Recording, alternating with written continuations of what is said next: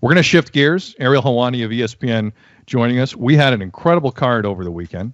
We had a Canadian and Felicia Spencer who went 25 minutes with the greatest female fighter ever when a slew of other great female fighters couldn't get out of the first round. We have great things to talk about, Ariel.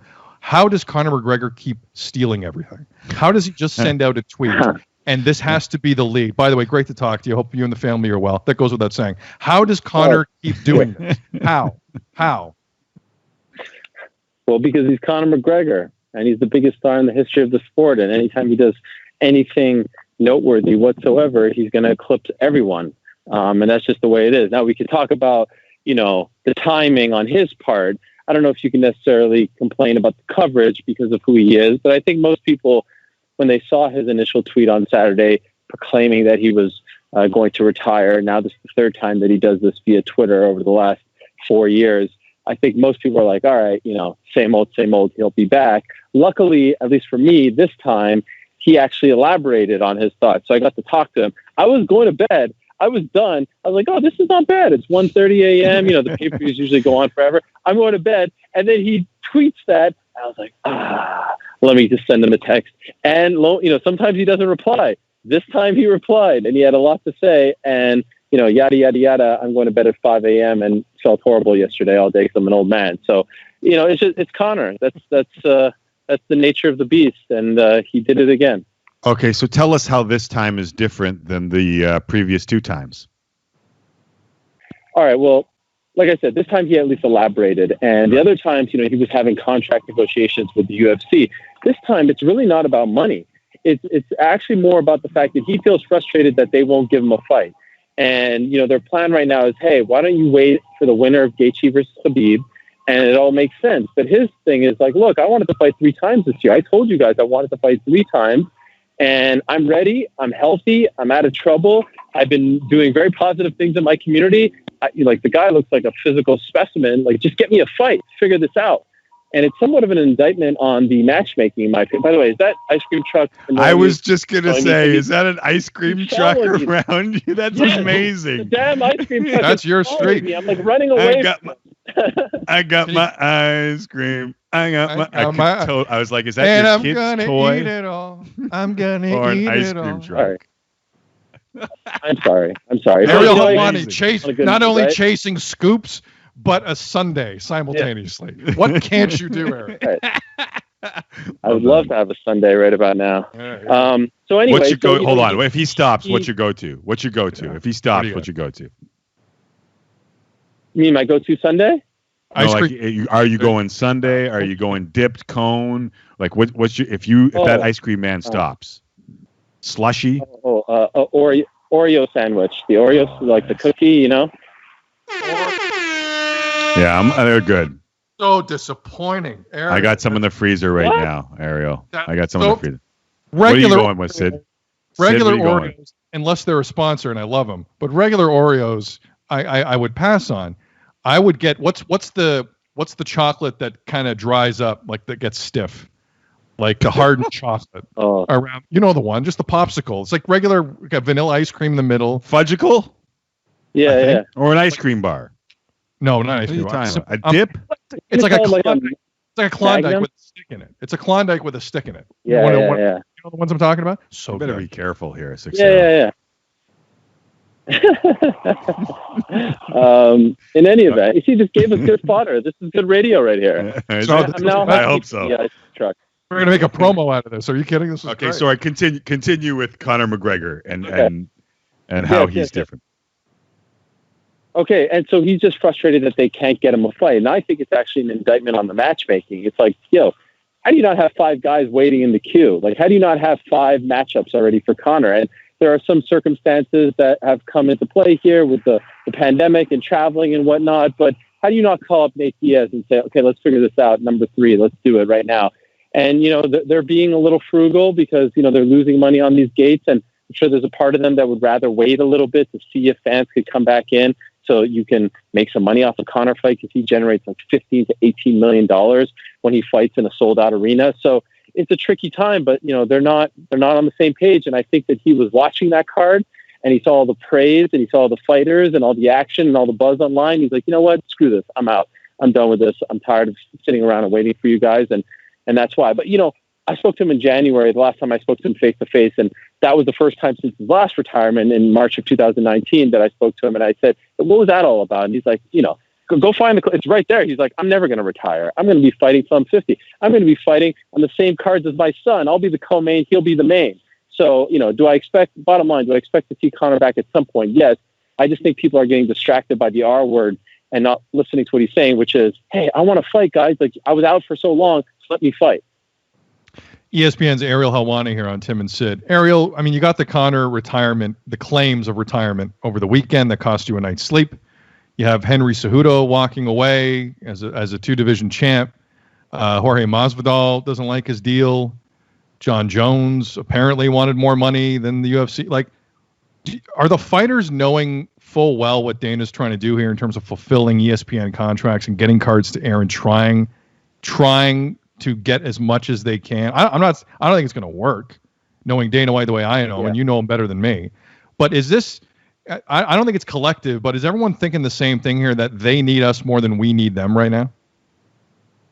I think in their own individual kind of selfish way, yes. I don't think they're all talking to each other and conspiring together. I do think that money is the common denominator in all these factors, but they're all very different. Like, Cejudo just wants to get paid more. He feels like he's earned it 20 years as an athlete. He feels like, all right, I've done enough. John wants to be incentivized to move up, right? John wants more money to go fight at heavyweight as opposed to what he's making at light heavyweight, which he apparently doesn't have an issue with. Then you have Jorge Masvidal, who's like, hey, you paid me X amount to fight Nate Diaz for the BMF title, a title we created, Nate and I, and less to fight the real champion? How does that make sense? And then you have Conor with his, opponent issues. So I think what you're seeing is a lot of unrest, a lot of fighters who are feeling comfortable with speaking out. In the past, you had, the one or two guy, usually after they were let go or retired and they're upset. But now you're starting to see them educate themselves a little more. And it's going to be interesting to see what happens, because Dana's chalking it up to the pandemic. He's saying like, oh, my guys are cooped up at home and they're acting crazy. I don't know if you follow any of these guys on social media, but the last thing they're doing is just staying at home like all of us. Like, they're going to the gym, they're getting haircuts. Like, it's like this hasn't affected them one bit. So it's not like they're going stir crazy at all. I think they all are just looking around at the landscape, and maybe they think that they have the UFC by the throat a little bit because, they have to put on these events right now, and they're speaking up. But there's no discussions, at least from what I understand, internally of these guys saying, hey, I'm going to hit him from here and you're going to hit him from there, and we're going to try to invoke change. It just seems like guys are speaking up because they want to speak up right now. The MMA insider, Ariel Helwani, joining us here on Tim and Sid.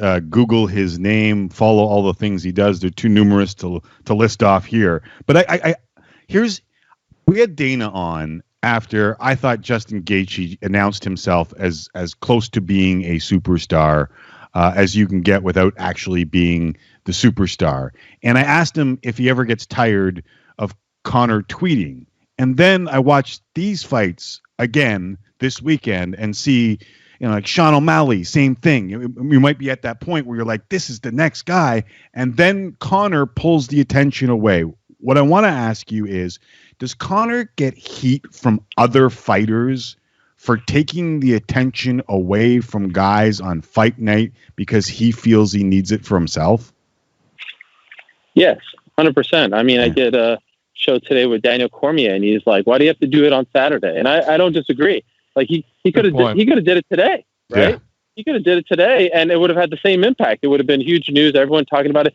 Why'd you have to do it as Amanda's walking out, out the cage, back to the locker room, And so, that definitely turns the fans against him. And I would argue that this year has been, one of his best years since he came to the UFC, because he's been on great behavior. There's no controversies to speak of. There's no allegations. There's no nothing. Like, all the only headlines that he's made over the past few months are his donations to local hospitals, children's hospitals. I mean, this guy has donated millions of dollars for Irish hospitals, with, medical gear and all that stuff. So he doesn't need this type of attention. And I just think it's the competitor in him who sees. Look, what was one of the big stories on Saturday was the fact that Amanda Nunes was now the first double champion in UFC history, regardless of gender, who successfully defended 2 titles at the same time while holding those 2 belts. No one ever did that. Conor didn't do it when he was double champ. Henry didn't do it. Daniel Cormier didn't do it. And I bet there was a part of him that heard that and was like, man, they're speaking about me like this, like they're diminishing what I did. I was the first double champ. All right, forget all of you guys. You know what I mean? Because when I spoke to him, he sounded frustrated. He didn't sound like a crazy person. He didn't sound like someone who was unhinged. He just sounded frustrated. Like, I want to be in there. I want to put on a show for everyone. And he was ready to go for July 11th. It doesn't look like it's going to happen. And, to me, it's like, you got this guy. And I get the fact that there's no revenue right now from the gate, but you have the biggest star in the history of the sport telling you, like, almost begging you for a fight. You can't figure that out? How do you not figure that out? And I understand where they're coming from. Yeah, no revenue, but the pay-per-view will do tremendously well. This is July we're talking about, before the NBA comes back, before the NHL comes back. There's still going to be nothing going on in early July. How do you not figure that out? ESPN's Ariel Helwani here on Tim and Sid. All right, let's shift the focus then, Ariel, because I agree with everything you just said. And I'm just looking here at a tweet from Amanda Nunes with a picture of her and Felicia Spencer after the fight. And Amanda writes, "We both love the sport, and the respect is always going to be there. What an honor to share the cage with you, Felicia Spencer." That was a rough fight at times to watch, Ariel. And she was a heavy underdog going in, and we spoke to Felicia earlier in the week. I thought there was a lot of honor in what she did. Are you whistling for ice cream as we're talking? Are you multitasking at the same? Listen, here I am just walking in a quiet neighborhood trying to get some peace and quiet, trying to do my favorite show, and everyone's bothering me in the neighborhood. I mean, the gall on these people.